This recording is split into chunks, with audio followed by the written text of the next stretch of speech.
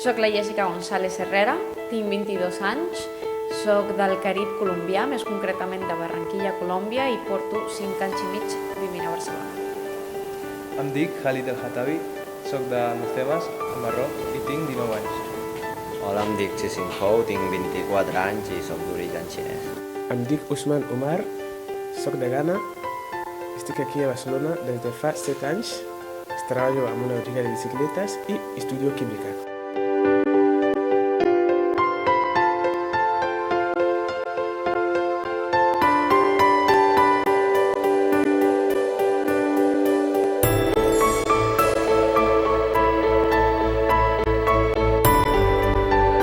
Als 16 anys vaig arribar a Barcelona. Vaig arribar per fer la meva carrera de Ciències Polítiques i de l'Administració. I clar, quan estic buscant les universitats, a Barcelona estava la millor universitat en Ciències Polítiques en aquell moment estava a Barcelona. Quan vaig arribar aquí venia amb una emoció de mare meva, això és el gran mundo, no? Vaig al primer món i no sé, o sigui, tenia molta expectativa, molta expectativa. Després, quan arribo a Barcelona, em recull un amic que tenia aquí i veia tot super nou, tot era preciós, que encara ho és per mi, però en aquell moment com les primeres impressions, no sé, van ser bastant fortes. Jo vaig néixer a Barcelona, els meus pares són d'origen xinès, el meu pare és de Xina i la meva mare és de Taiwan. I bé, vam venir fa més o menys 30 anys, perquè el meu pare és arquitecte i volia fer el doctorat a Barcelona. I li agradava molt a l'arquitecte Antoni Gaudí i va decidir vindre aquí a fer arquitectura. Tota la vida he estat a Barcelona, he crescut a Barcelona i bé, vaig anar a l'escola al Vist per les Corts i després vaig anar a l'institut al Joan Boscà i ara estic cursant el grau de Publicitat i Relacions Públiques a la Facultat de Comunicació de Blanquerna. Soc de Ghana, vaig néixer a la part central del país, a un poble molt petit de pagesos. I, com que tampoc podia anar a l'escola, el meu pare va decidir portar-me al poble següent, que es deia Techiman, i tenia un tiet que tenia un taller de xapisteria. Vaig estar 9 mesos aproximadament i la veritat és que era una vida bastant dura perquè me recordo que passava molta gana. I gràcies a la bona gent que vaig conèixer i amics que vaig fer, bàsicament els meus conductors em van aconsellar que si anessis a la segona capital, que és el Kumasi, que allà que trobaria feina i allà les coses són diferents. Als 14 anys va ser quan vaig decidir marxar de Ghana. Tot va ser com una mena de cadena. Vaig marxar del Techiman, vaig anar al Kumasi, des del Kumasi vaig anar a la capital i al port de la capital vaig estar treballant i allà va ser quan vaig decidir marxar cap a Líbia. El viatge a Líbia sí que va ser una experiència massa dura, massa forta, la veritat. Com que no tenia estudis, era molt difícil preveure com és el món. Llavors, jo sí que sabia que volia anar a Europa, però no sabia quin país d'Europa. Però per les conseqüències de la vida i tal vaig acabar a Espanya. Primer vaig intentar anar amb el vaixell en el qual treballava a Benghazi, però la capital no em va deixar i finalment vaig haver d'anar a Sahara Occidental, passant per mans de mafiosos però el més important és que finalment vaig aconseguir arribar a Espanya. En les Illes Canàries, a Fuerteventura, vaig arribar el primer cop. Vaig intentar fer el primer intent amb unes pateres, amb uns amics i es van fracassar. Fins i tot van morir uns amics meus. Van morir. El primer intent van morir 10 persones, el Musa, un amic que sempre me'n recordaré d'ell. I el segon intent sí que vam aconseguir arribar a Fuerteventura, sí. Després de 40 dies a un centre d'immigrants tancat allà a Fuerteventura, ens van decidir, la Guàrdia Civil ens va decidir donar-nos el vistiplau que ells no tenien cap mena de conflictes i que podem anar lliurement per Espanya. I el curiós és que em van preguntar quina zona d'Espanya volia anar i l'única cosa que em passava per cap era Barça. Però ho deia només per el futbol, perquè alguna vegada vaig veure algun partit de Champions i tal, i el Barça és Spain, Barcelona és for Spain, ok. Me recordo que la secretària va posar a riure molt quan li vaig dir que volia anar a Barça. El primer dia que vaig arribar a Barcelona no coneixia ningú, no tenia cap contacte, però estava feliç, content, perquè per primera vegada anava sol sense que em perseguís la policia. I de fet em van donar una ampolla, un litre d'aigua, un entrepà de tonyina, sí, em va comprar un bitllet de tren i vaig arribar a Barcelona. I el primer dia estava molt content i no pensava on dormir ni res, simplement em sentia molt feliç, mirant la bellesa de la ciutat, caminant, rient, o sigui, era molt feliç. Me'n recordo que anava saludant, bueno, vaja, per costum, quan trobava alguna persona de tu a tu així, saludava, per exemple, però clar, com que no havia comunicació, ningú m'entenia, però bueno, vaja. Llavors, a la nit, com que tampoc anava massa abrigat, a la nit i no coneixia ningú, i vaig haver de dormir al carrer el primer nit, i ho vaig passar bastant dura, perquè no vaig poder dormir, bàsicament. Me'n recordo que anava a arrenconar-me entrar en un pàrquing, i l'endemà al matí la veritat és que em trobava a l'Avinguda Meridiana, i de cop i volta passava una senyora, passava molta gent, però de cop i volta em va saltar un xispa al cap que pregunta a aquesta senyora que t'ajudarà. La vaig anar directament, li vaig demanar que soc Osman, que acaba d'arribar, parlant-li com si fos algú conegut, i que no tenia ningú i no coneixia ningú i que volia anar a Creu Roja, perquè des del centre aquell on vaig estar a Forteventura em van donar uns papers que quan arribés a Barcelona que aniés a Creu Roja, però com que no estava tan feliç no vaig pensar el primer dia. I ella tampoc sabia anglès i va treure el seu mòbil, trucar al marit a casa, que el marit sí que parla anglès, Armando, i em va passar el mòbil per parlar amb el seu marit. I llavors va ser quan vam poder comunicar-nos. Vaig explicar a Armando qui soc, on venia i on volia anar i bueno, per què estava aquí. Bàsicament que volia anar a Creu Roja i que vaig arribar aquí, allí no tenia ningú, vaig acabar dormint al carrer i avui vull anar a Creu Roja perquè la policia m'ha dit això.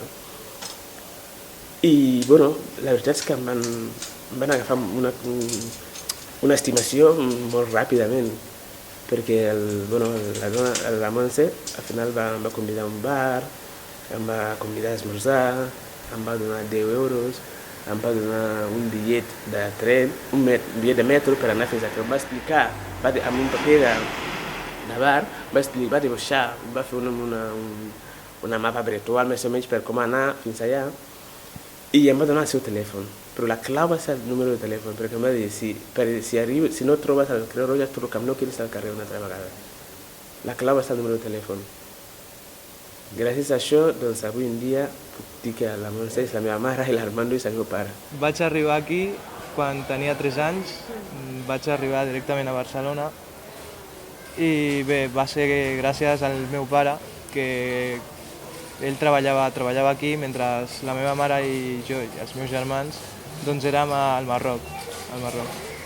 I clar, gràcies a que el meu pare va guanyar suficient per treure-nos d'allà, del Marroc, diguem, per donar-nos una vida millor, doncs vam arribar aquí. Que també vaig arribar quan tenia 3 anys, que no m'hi fixava massa, m'hi fixaven els nens, que anaven vestits d'una forma diferent, que tenien coses i que jugaven amb coses doncs, rares per mi, no? en aquells anys.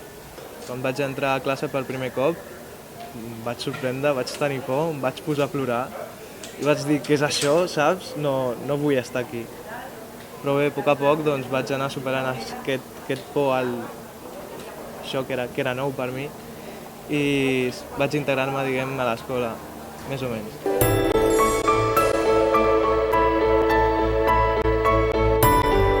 Personalment jo crec que he tingut molta sort perquè jo des de petit he après bastant bé el català i això crec que és una gran eina perquè el català o qualsevol altra llengua és l'instrument bàsic per poder-se integrar en una societat, però jo crec que en general els immigrants xinesos tenen bastants dificultats, jo crec, per adaptar-se a la cultura occidental i concretament la catalana per aquest tema de que no saben la llengua perfectament i això ja és una barrera inicial molt potent.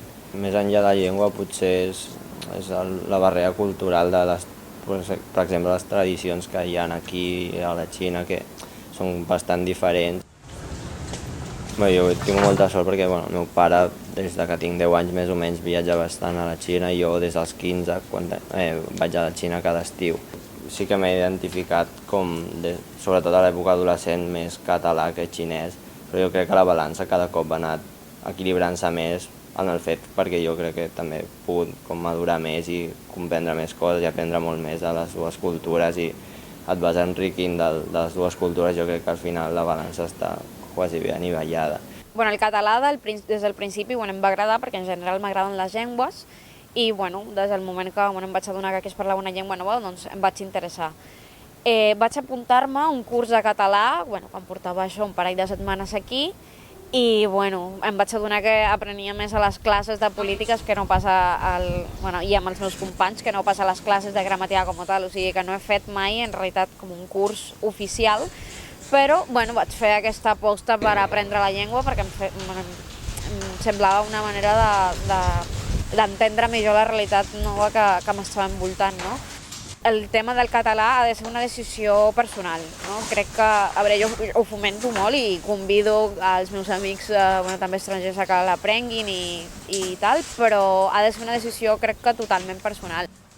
Jo ja em sentia acollida i això ho he de remarcar molt. Vull dir, no va ser com una eina d'integració en la societat, sinó jo ja, diguéssim, immersa en aquesta nova realitat, doncs agafo el català com una eina per entendre millor aquesta societat i aquest país, no? Porto molts anys aquí, des dels 3 anys, ara en tinc 19, porto 16. I, doncs, no sé, em sento una mica raro, diguem, d'alguna forma. A més, a la meva família, doncs, per la meva cultura hi ha un ambient una mica de repressió, diguem, perquè no pots sortir fins a tal hora, no pots fer això, tu ets del Marroc, tu no pots anar amb aquests catalans, espanyols, saps? I bé, doncs, si ja em costava fer amics per d'on era, per la meva raça i la meva cultura, doncs que els meus pares em diguessin això, doncs també ajudava que estigués tancat, deprimit i no sé què. Però finalment, doncs, vaig fer amics, m'ho vaig passar, encara els conservo, saps? Són els meus primers amics, són amics per sempre ja. Prejudicis contra els marroquins, doncs crec que n'hi ha, però ja no són tan bèsties com abans. Diguem, ens hem adaptat, diguem, a la cultura d'aquí, conservem la nostra, esclar, però ja no hi ha tants problemes com abans. Jo quan vaig al Marroc doncs noto que potser està més, o sigui, la zona d'on soc jo és molt propera aquí, a Espanya, i noto que les influències doncs hi han arribat. Segueix sent Marroc amb les seves coses, no? Però està molt més, diguem, més influenciat per el que és Espanya o Europa, o està tot molt més amb un toc molt més occidental, diguem. La primera escola que vaig iniciar va ser anar a Eica, allà per centre, al carrer Comerç amb el carrer Princesa. I allà va ser la primera escola on vaig començar a aprendre el castellà. Tenia molta ràbia a dintre de no poder entendre amb la gent, tenia molta ràbia. I això em va ajudar moltíssim perquè em va forçar a anar més enllà. És a dir, durant aquests 3 mesos puc assegurar que parlava bastant força bé castellà. I també a casa, com que l'Armando i la Montse em parlaven algunes vegades, parlant català entre elles, llavors també mantenia certes coses. I després, al final del curs, em vaig apuntar a fer català també. I vaig fer 3 mesos castellà, 3 mesos català, i després em vaig apuntar a fer l'ESO. Tot i això, ja treballava aquí. Quan vaig començar a preguntar a la Montse que volia feina, volia treballar, que vull treballar i tal, doncs va començar a parlar amb gent que coneixia. I va parlar amb el Cous, que és el jefe de Bactec, i un dia me recordo que tornava a l'escola i em va dir he parlat amb aquest senyor de les bicis i m'ha dit que vagis a fer una prova, a veure si t'agrada. I jo, no, bicis no, perquè clar, jo tenia una altra visió de les bicis. Jo pensava que jo volia treballar amb algú una feina real, no? Algo de soldar, aixecar peces més pesades, o sigui, feina més... Però una bicicleta no valorava que sigui una feina així que es pugui permetre viure, no? I em va dir, no, aquí s'Europa, tu tranquil, i llavors em va convèncer la Montse, no?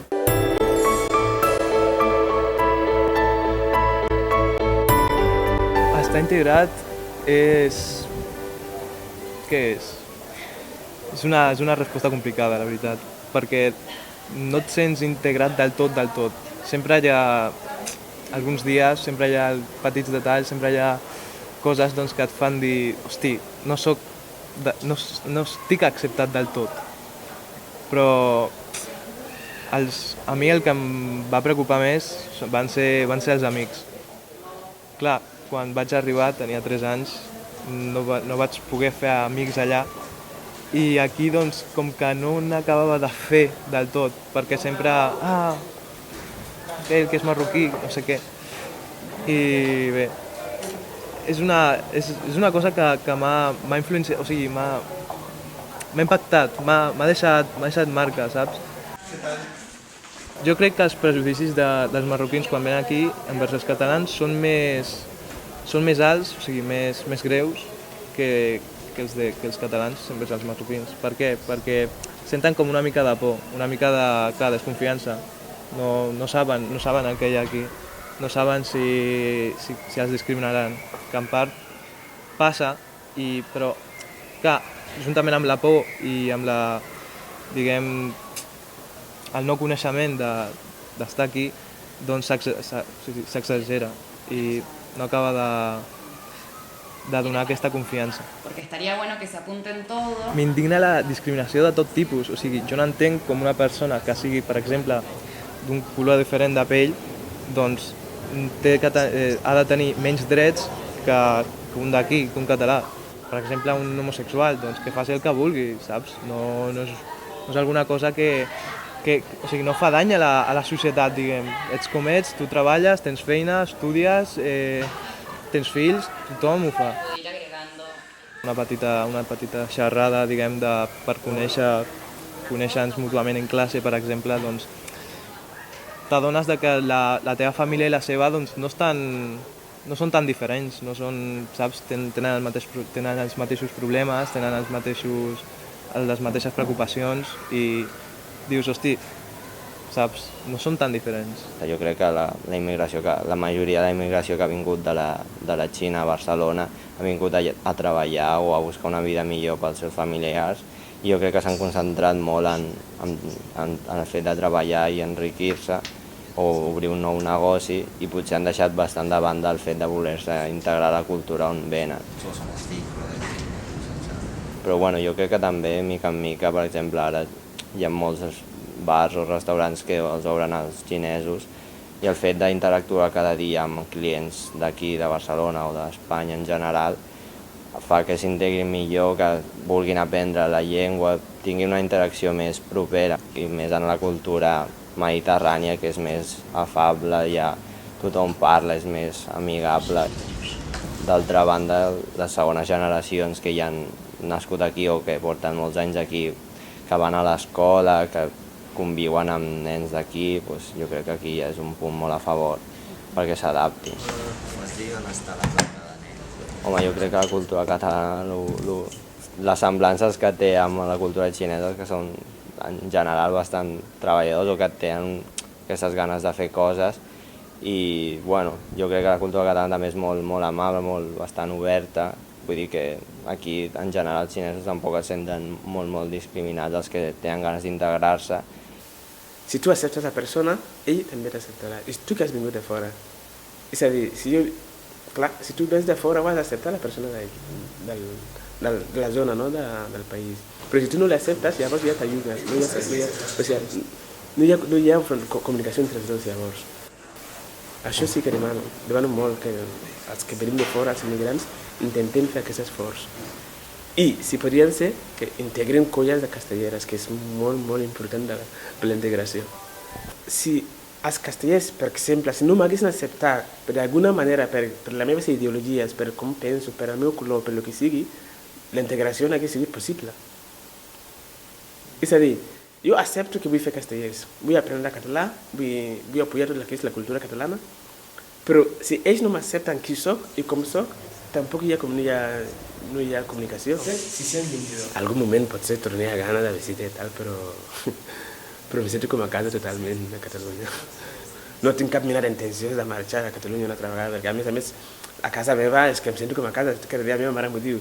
El meu procés de viure en aquesta nova societat sé també que està condicionat pel tema de com arribo jo i per què arribo a Barcelona. No?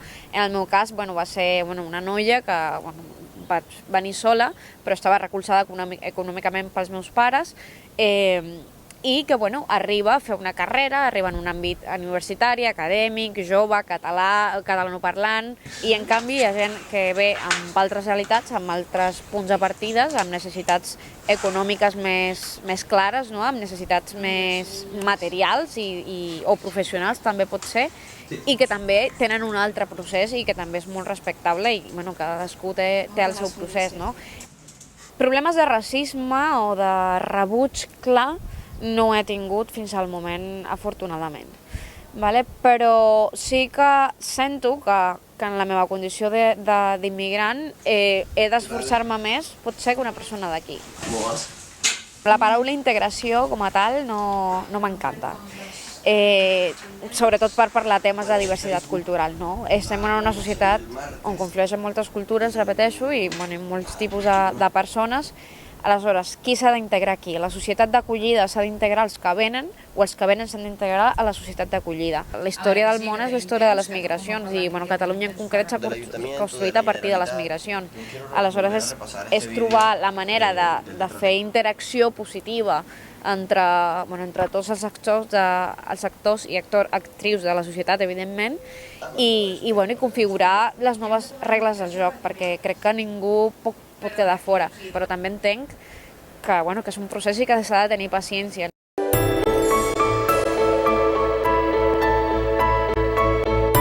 Jo crec que és important, per exemple, fer tallers per la integració, tallers de qualsevol tipus, xerrades, tal com siguin xerrades, esports, activitats de cuina, qualsevol cosa. Per què? Perquè tractes amb aquestes persones i veus que tenen els mateixos gustos, els mateixos interessos, música o un esport preferit, i doncs els tractes cara a cara.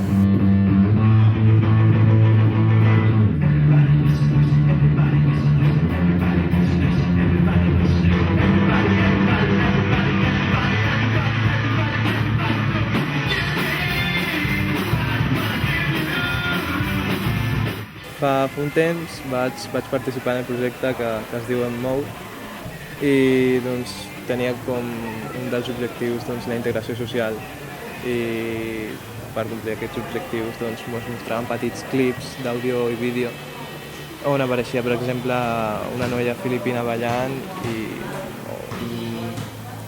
un noi amb unes baquetes així fent la russa contra la paret, o un noi jugant amb una pilota de bàsquet. I trobo que va ser una eina molt útil per unir d'alguna forma aquestes diferents cultures que hi ha.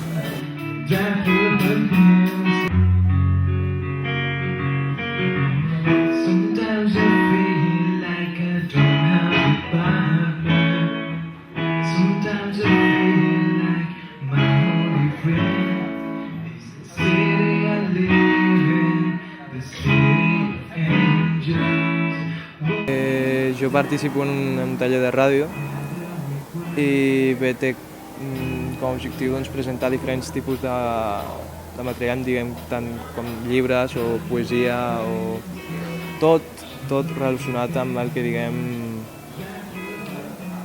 és la societat. També el projecte es diu Radioteatre i intenta recuperar el que és el radioteatre de fa uns anys, que s'està perdent, i és una forma de que no es perdi i de tornar a fer aquest tipus de mitjà de comunicació. Encara queda molt per fer, encara queda molt. Ara mateix, per exemple, estic fent química, això sí, i és una carrera científica molt dura, molt difícil.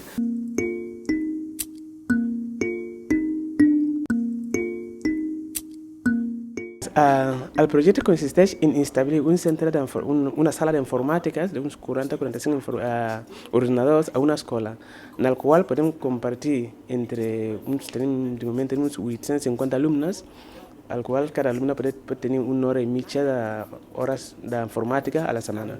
It's just because no one have taken hold to afford it. That's why we've taken the opportunity. La idea d'iniciar aquest projecte d'informàtica em va venir quan el meu germà, al qual li he pagat el 60% de les seves estudis a la universitat, doncs va guanyar un concurs al qual li van donar un portàtil que no sabia fer-li servir. Establish an ICT centers, Information and Communication Technology centers in the basic and the private schools. I vaig decidir doncs, que el millor que podem fer és adreçar a la zona més rural i a les escoles menys, que tenen menys recursos, perquè aquests alumnes que realment són els que pateixen la pobresa africana realment. Fulfill education in ICT.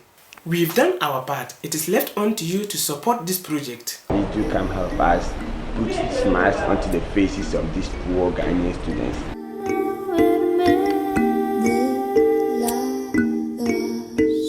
A l'estiu del 2009, quan vam anar amb el meu company Oriol Martínez a gravar el primer curt, a l'experiència de rodar amb gent allà i conviure quasi bé 24 hores, doncs veus que hi ha moltes coses que tens en comú i està molt bé. Nosaltres hem fet 2 curtmetratges, però a partir ja del segon vam veure que teníem punts en comú en el primer amb el segon curtmetratge, en el sentit que volíem expressar conflictes que existeixen, però que no només passen a la Xina, sinó que passen a tot arreu del món.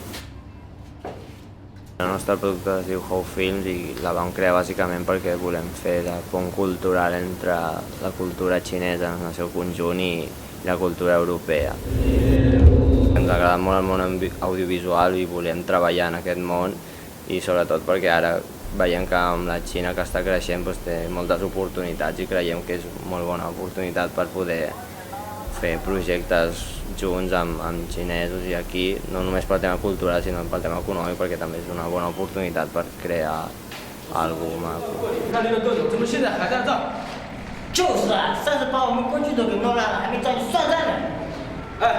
El primer curtmetratge es diu A Hong i el vam gravar a l'estiu del 2009 i tracta sobre un camperol que va del camp a la ciutat perquè vol treballar en unes construccions. I parla una mica d'aquest xoc, d'una persona que era camperol i tenia per menjar i punt, i el fet que de sobte tingui ja moltes possessions, tingui poder, tingui ambició i és una mica aquest món que li comença a corrompre. I l'objectiu més que l'audiovisual era que quedés bé i que s'entengués la història, però el missatge que volíem donar és aquest, una mica la crítica de la introducció capitalista i les connotacions negatives que té el capitalisme, que té molt bones però també té negatives. I aquest curtmetratge de Hong també va estar seleccionat a la secció oficial de Sitges, del Festival de Sitges, i després també vam poder anar a festivals de diversos països i vam poder guanyar el nostre primer premi, que era un festival universitari, que gràcies a aquest premi vam poder anar a rodar el segon curtmetratge. És un tema totalment diferent i sobretot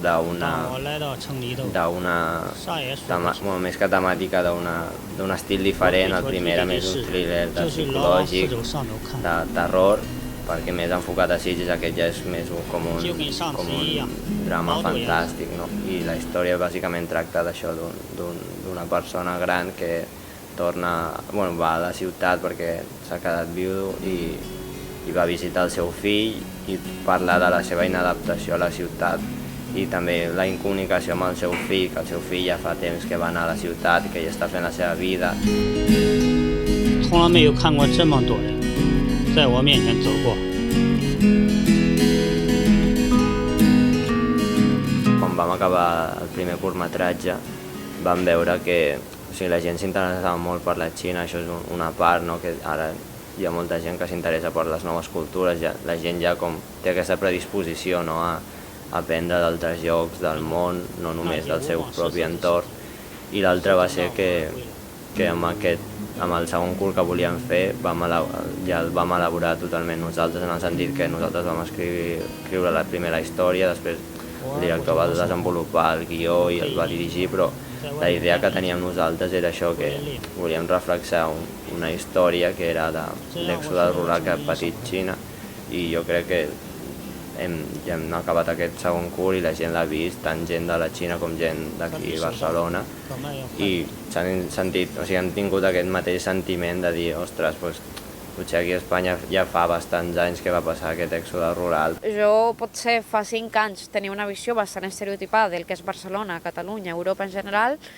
i pensava, no, jo vinc a aprendre moltes coses, i tant que les he après, però també ara, després d'aquests 5 anys d'aprenentatge, crec que des de la meva perspectiva diversa, i clar, la perspectiva també que porto des de Colòmbia, em fa que també tingui moltes coses a aportar a la societat catalana i que això em motiva molt a treballar pels projectes que des de la nostra associació estem fent.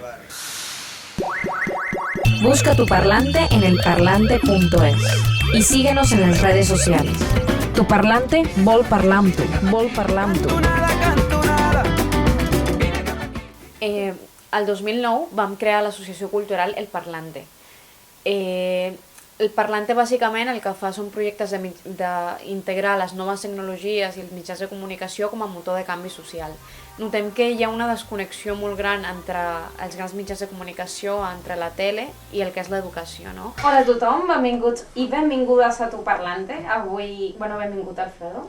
Hola Jessica, aquí estamos otra vez. Sí, aquí estem parlant de diversitat i de tot una mica. Bàsicament el que volem fer són petits canvis, no? Fer servir tot el tema de les noves tecnologies i dels mitjans de comunicació.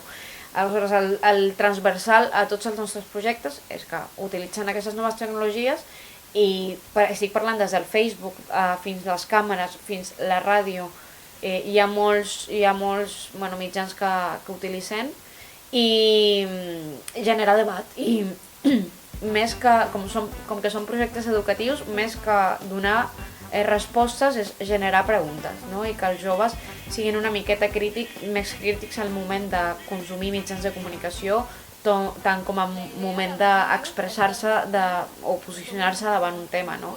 Què penseu vosaltres que és una invasió? La paraula invasió, ¿qué os sona? Me suena que viene mucha gente y que estamos aquí, es un pueblo, es un pueblo y que viene otra gente así. Conforme vienen, pues hace que la gente a la que han invadido viva a su manera. Agafant el tema de les noves tecnologies, treballem la interculturalitat, treballem la cohesió social, treballem tema de gènere, treballem molts temes que bàsicament el que fem en cada projecte és donar veu als joves i a les joves, tant d'origen divers com d'origen català, perquè tinguin una finestra d'expressió. Un món divers, on conviuen diferents cultures, veus, temps conflueix l'harmonia i la pau. Entre nosaltres no hi ha prejudicis, tan sol igualtat. Aquí no importa d'on siguis, aquest pensament de paz i justícia. I el que fem, per exemple, en un projecte que es diu Barribuc TV, que ho fem al districte Horta-Guinardó, és precisament donar les càmeres als joves i a les joves perquè ens expliquin la seva realitat, perquè ens expliquin el que tenen a dir i el que tenen a portar a la societat catalana.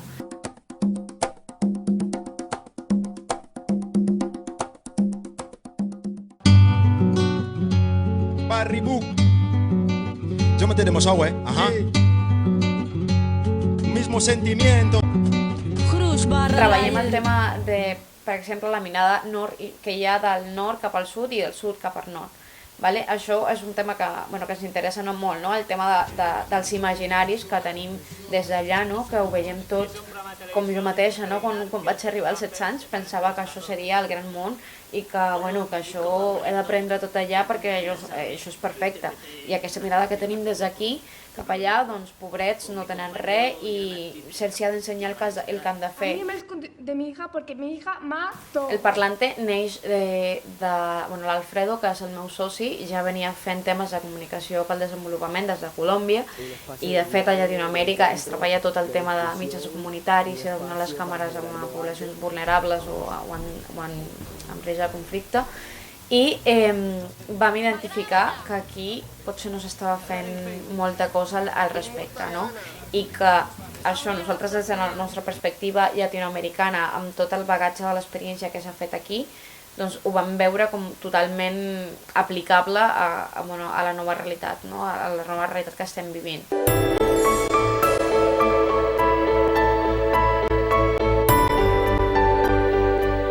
El nostre somni és poder seguir fent coses que ens agrada, però coses que ens agraden amb un objectiu, amb un motiu.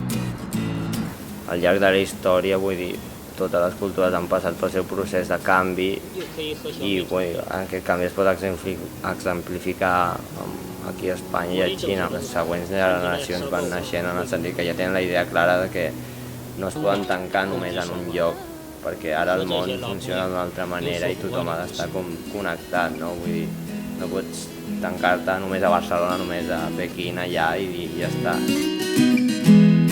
El meu somni és que poder seguir fent el que m'agrada i poder viure d'això. Jo crec que la meva aspiració personal és poder fer coses que a la gent li agrada i a més poder-me guanyar la vida en això. Jo crec que és molt complicat, però s'ha d'intentar, o almenys ho intentaré. Em definiria amb... Soc marroquí, sé que soc marroquí català, diguem. Perquè soc marroquí, les meves arrels són d'allà, jo em sento més o menys d'allà. Però, clar, he estat aquí temps, aquí tinc la meva vida i em sento català.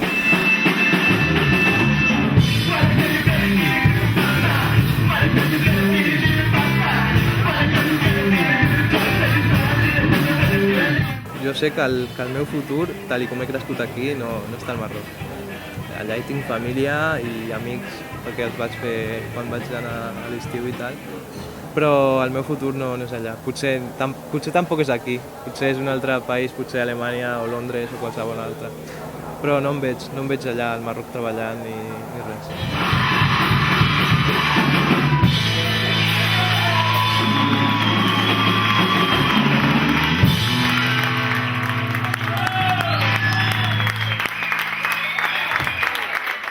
Y con eso, hasta otra. M'agradaria marxar, no? Diguéssim, aquí he estudiat amb una visió supereurocèntrica del món. Doncs m'agradaria tenir una altra perspectiva d'una altra part al moment de continuar els meus estudis acadèmics. I m'agradaria marxar, però també m'agradaria tornar. Vull dir, Barcelona ha estat una ciutat amb la que associo el meu procés de maduresa tant acadèmica com a persona. He crescut molt com a persona i estimo molt Barcelona i m'agradaria estar aquí molt de temps, però crec que també em fa falta anar fora i veure més coses, no? Teniu Barribuc, és una finestra perquè ho podeu fer. M'agradaria també anar a Colòmbia perquè està sempre aquest idil·li del migrant que sempre no és tornar per tornar-li a la societat el que t'ha donat, al teu país, diguéssim, el que has après fora. O sigui, la meva vida està començant una nova fase, totalment. Vull dir, jo estava acostumat a treballar tota la vida i estudiar zero, i ara estic començant a fer servir unes altres funcions de la ment que crec que requereix molta feina i molt treball i, d'alguna manera no està sent fàcil, però jo he guanyat, he donat a conèixer un món espectacular i ara mateix penso que he adquirit uns coneixements que no hagués tingut cap possibilitat d'arribar a tenir aquests coneixements i doncs l'única manera que puc fer és intentar transmetre el que he après o he adquirit aquí doncs, a les pobres estudiants africans. Jo crec que Europa té un deute a l'Àfrica perquè, sigui com sigui, doncs jo crec que actualment l'Àfrica està creixent moltíssim, està creixent molt, i si no intentem formar aquesta gent d'una manera molt més digna i més raonable i seria acceptable, doncs jo crec que ens acabarem pagant tots, entre tots, no? Perquè el planeta estem tots.